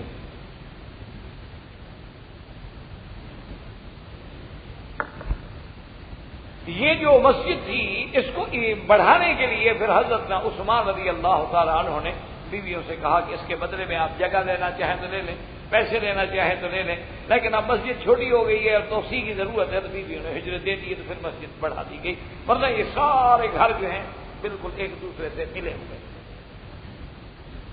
تو اب بات یہ ہے کہ میراث جو ہے وہ تو موت کے بعد ہوتی ہے نا، حیات میں تو میراث نہیں ہوتی، بندہ زندہ ہے مرے گا تو وارث وہ آئیں گے نا، تو وہ تو اللہ کے نبی نے اپنی زندگی میں بنا کے بیویوں کے ملک ہی کر دیے تھے، وہ تو تھے ہی بیویوں کے، میراث کا کیا مطلب ہے؟ اسی لیے قرآن کہتا ہے وَقَرْنَ فِي بُيُوتِكُنَّ وَلَا تَبَرَّجْنَ تَبَرُّجَ الْجَاهِلِيَّةِ الْأُولَىٰ، اللہ کی نبی کی بیویوں اپنے گھروں میں رہو، یہ نہیں کہا کہ بیت الرسول نبی کے گھروں میں رہو، کہا بیوتکنہ، یہ تو تمہارے گھر ہیں، نبی نے بنا کے تمہیں دے دیے، تو جب نبی بنا کے ہبہ کر کے قبض بھی دے دے وہ تو ان کے ملک ہو گیا، میراث کا تو مسئلہ ہی نہیں ہے۔